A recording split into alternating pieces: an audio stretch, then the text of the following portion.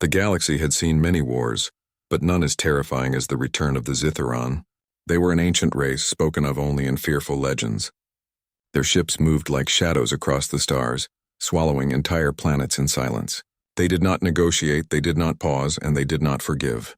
For centuries, many believed the Zitharon had vanished forever. But now, after hundreds of peaceful years, they had returned. The Galactic Council, a gathering of the most powerful and wise alien civilizations, was in chaos. Messages of distress flooded in from every corner of the galaxy. Worlds that had been peaceful for generations were now reduced to ruins. Armies that had stood for centuries were destroyed in days. The Council had only one choice left: they must call for help. But who could they call? The older races were too weak and unprepared. The younger ones had no army strong enough to fight. So for the first time in history, the Council sent a message beyond their trusted allies. A message was broadcast into the far corners of the galaxy. A plea for soldiers, for anyone who could stand against the Zitharon.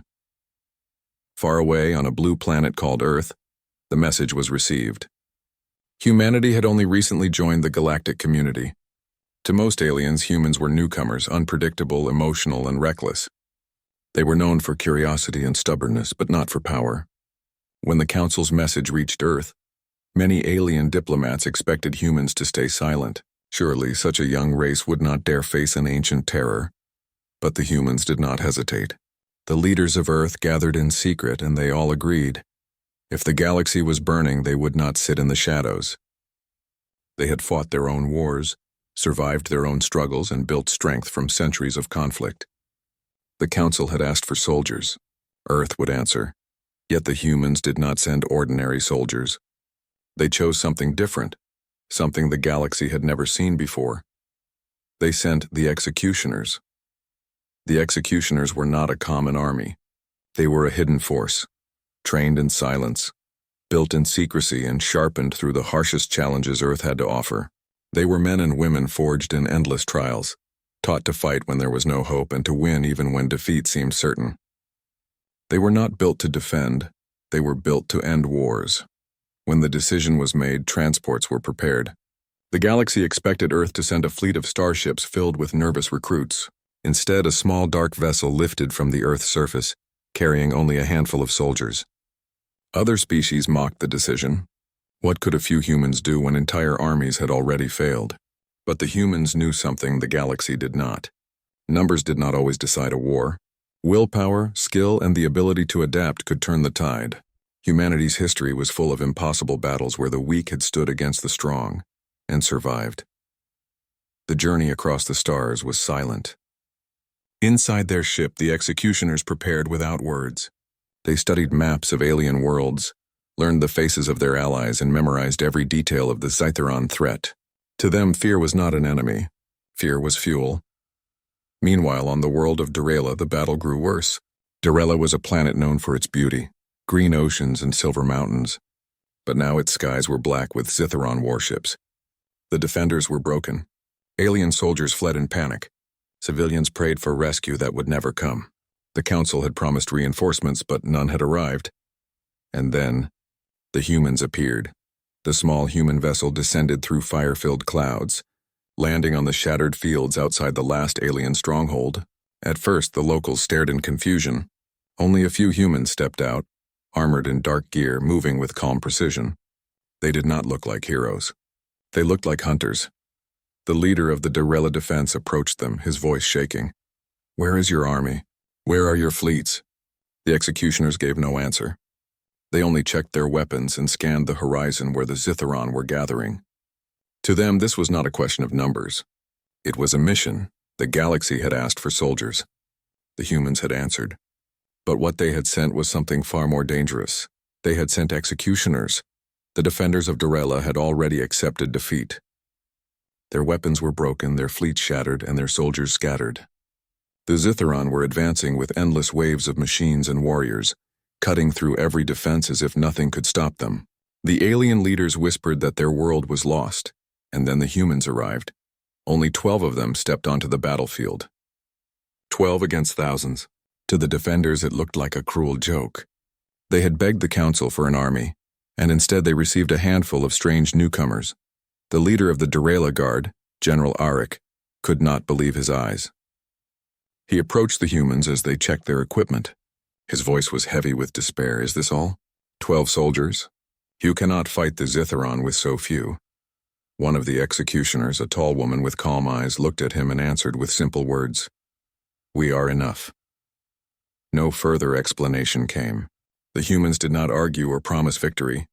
They simply moved as if the battle was already theirs. The defenders watched with disbelief as the humans spread out across the ruined city.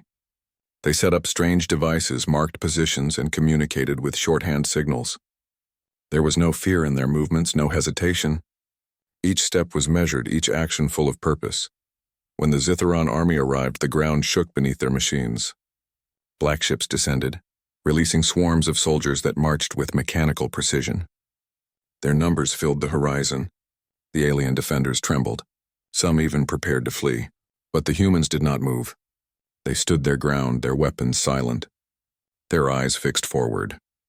Then, at the exact moment the enemy reached the edge of the city, the executioners struck. The first blast tore through the Zitharon front line. Not a random attack, but a carefully aimed strike that broke their formation.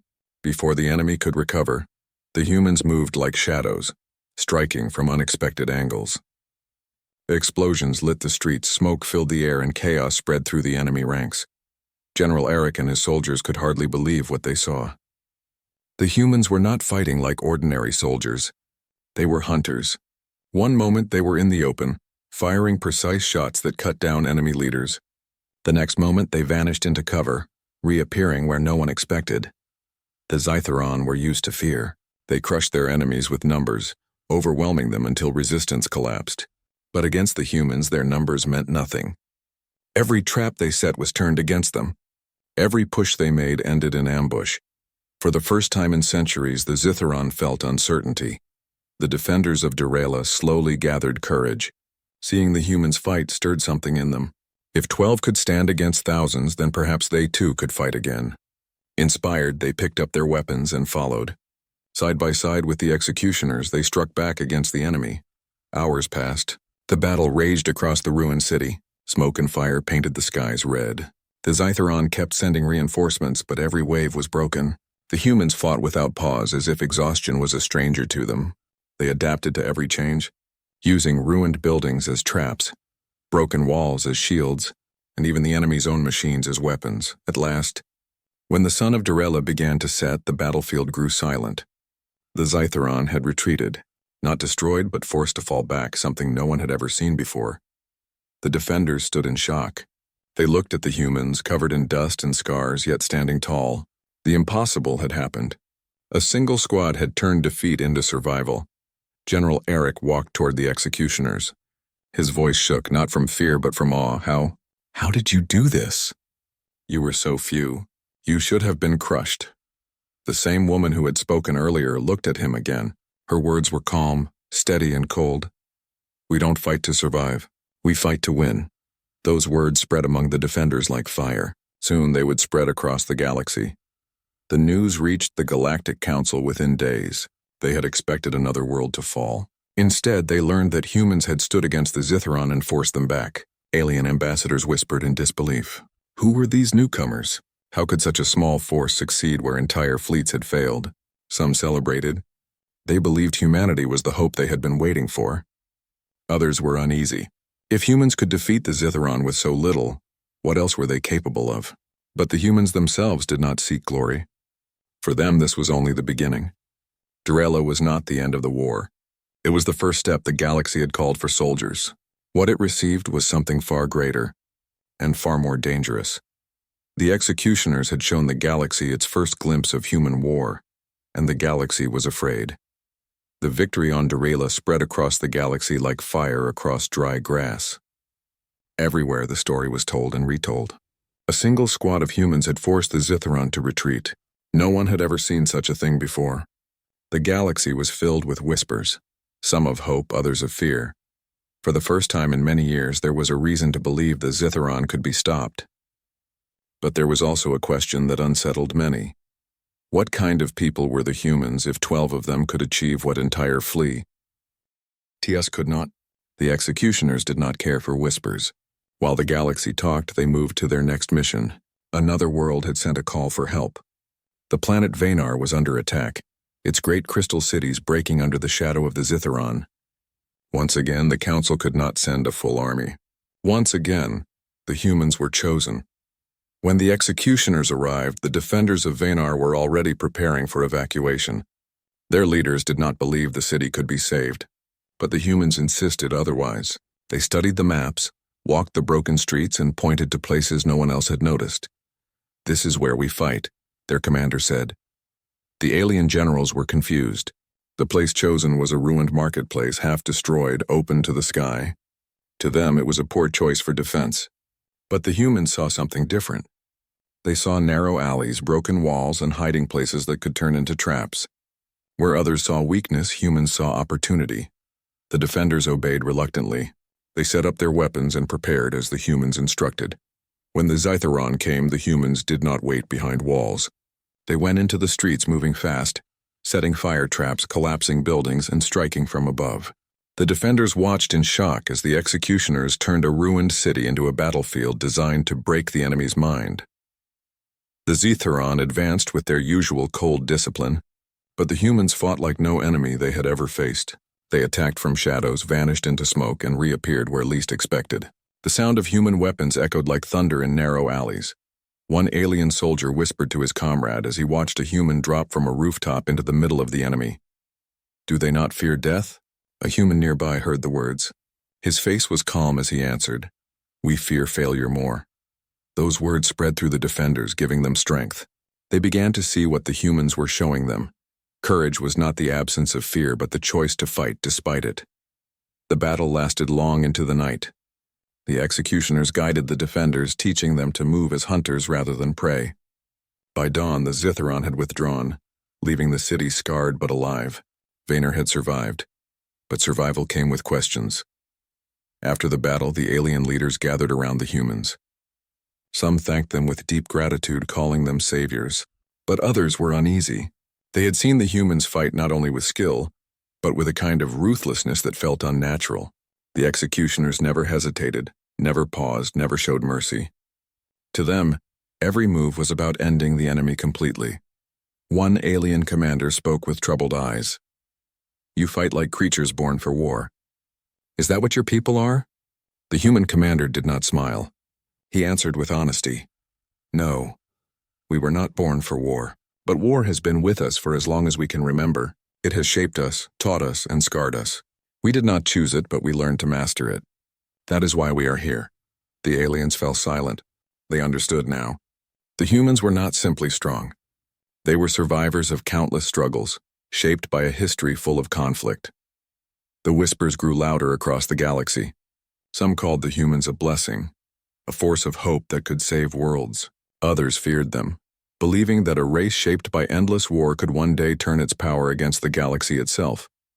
Yet, while the galaxy debated, the humans prepared for the next mission. To the executioners, this war was not about glory or fear. It was about finishing what they had started. The Zitharon had to be stopped, no matter the cost. In the quiet moments after the Battle of Vanar, one of the younger executioners sat alone, cleaning his weapon. He looked at the sky, wondering how many more worlds would burn before the war was over. He thought of Earth far away, safe for now. And he whispered to himself, not for anyone else to hear, "We are the shadows now. If the galaxy fears us, let it. Better they fear us than fall to the Zitharon." The humans stood ready once more. They were not saviors, not heroes in shining armor.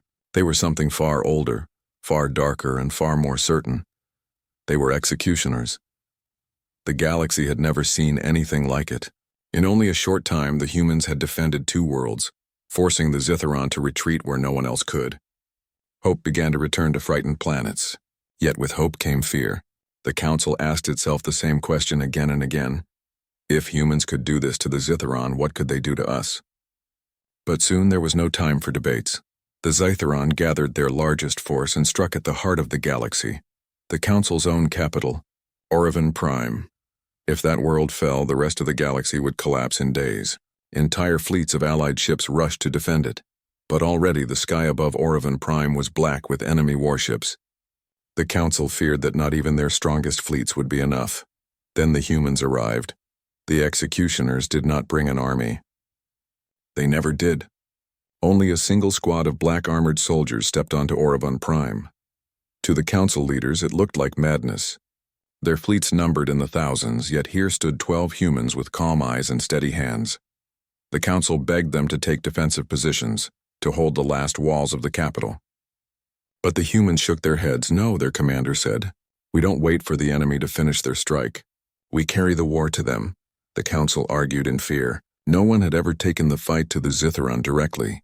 Their territory was thought to be endless, their strongholds unbreakable. But the humans did not see impossibility. They saw opportunity. While the fleets fought above Orevon Prime, the executioners stole aboard a captured Zitharon vessel. With speed and precision, they moved through the dark halls, learning every detail of its systems. Within hours, they had control. And with that control, they charted a course, not away from danger, but straight into the heart of the Zitharon invasion fleet. The defenders of Orevon Prime watched in awe as the stolen ship broke formation and disappeared into hyperspace. Few expected to see the humans again, but the executioners were not gone. They had taken the war into the enemy's hands. Inside Zitharon territory, the humans struck with precision. They attacked supply lines, destroyed command ships, and cut off reinforcements before they reached the front. Every move was chosen not for glory but for effect. The Zitharon, long used to crushing resistance head-on, were suddenly being hunted in their own war.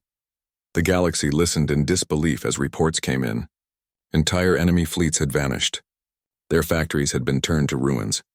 Their commanders had been eliminated in the night.